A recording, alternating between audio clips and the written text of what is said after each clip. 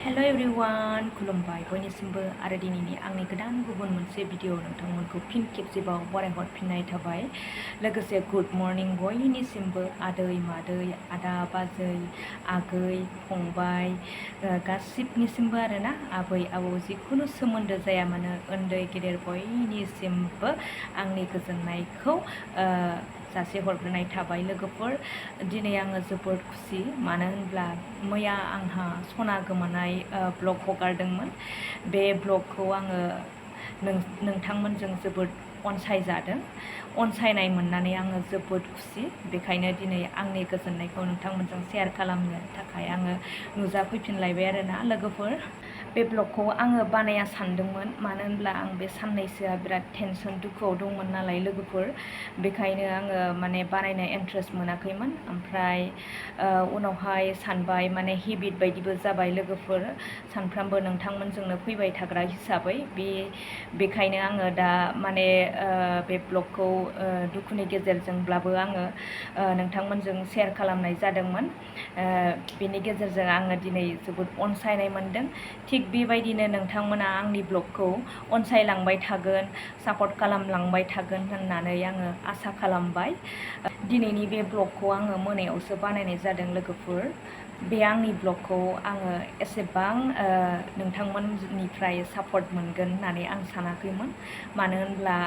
बिदिनो आंना भिउसआ 150 बा 200नि खाथि खालाल'सो जाखायोमोन नालाय आं माब्लाबाबो बेबायदि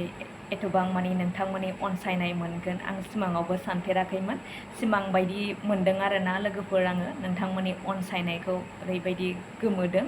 मानो होनब्ला दिनैसो बेबायदि भिउस जादों नालाय लोगोफोर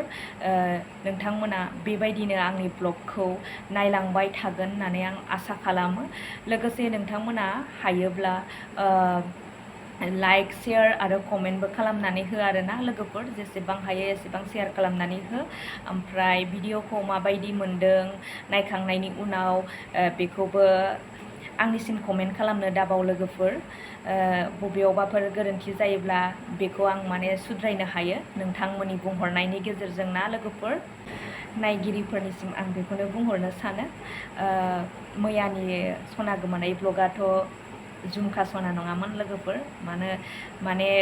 आंनि फिसाजोनि माने फिसा रिंसोमोन आरोना ओमफ्राय दा बियो माने बोरैबा गोसोखांथाव नालाय बिफाया फिसाजोनि बार्थडेआव माने बे सनाखौनो होनाय जादोंमोन नालाय ओमफ्राय दा माने आङो बेखौनो ब्लग खालामसै होननानै ब्लग खालामनाय जादोंमोन जानांगौ नोंथांमोना बे झुमखा सनाखौनो सानदोंमोन दा बे नङा आरो जायफोर आंनि चेनेलाव गोदानै नायगिरि नोंथांमोननिसिम आङो बेखौनो खावलायहरनो सानो नोंथांमोना नायनायनि गेजेरजों साबस्क्राइबबो खालामनानै ला लोगोसे कमेन्टबो हरनो दाबाव आरो हागौमानि शेयार खालामनानै हो आरोना लोगोफोर नोंथांमोननि अननाय सापर्ट खालामनायनि गेजेरजों दिनै आङो जोबोद खुसि बेखायनो आंनि लाथ्र' हायै खुसिखौ नोंथांमोनजों आङो शेयार खालामनो होननानै बे भिडिअखौ बानायनाय जाबाय बे भिडिअखौथ' आं मोनायावसो बानायनाय जाबाय लोगोफोर आंना फिसाफ्रा उन्दुस्रिजोब्बाय ओमफ्राय नोंथांमोना नुदों जानांगौ खिथुथिंजाय वाल घरि बियो बेटारि गैला लोगोफोर ओमफ्राय दामाने आङो बेखौ बोखारनानै दोननो सानगासिनो आरोना जाया गोसोखाङो ओमफ्राय थाफिनो आरोना बावबाथाय दिनै आरो नै खिथुथिं नुसनलायबाय आरोना बे टाइमा नङा लोगोफोर बिराद खुसिनि गेजेरजों माने आङो आंनि खुसिखौ शेयार खालामनो होननानै नोंथांमोननिसिम फैनाय जाबाय आरोना नोंथांमोना जे आंखौ बुहुत अनबाय अनसायबाय सापर्टबो खालामबाय बेनि थाखाय जोबोद गोजोननाय थाबाय रायजो राजा नोंथांमोननिसिम बे घरिया बेटारि गैया नङा माने खाराब जाखाबाय लोगोफोर बेटारि गोदान होखांखाबाय आङो थेवबो जायाखै खाराब जाबाय आरोना ओमफ्राय आं बोखारनानै दोनथारनोसै जायफोर आंनि भिडिअखौ जोबजासिम नायलांबाय बेनि थाखाय रोजा रोजा गोजोननाय जासिहरबाय दिनैनि बे आंनि खुसिनि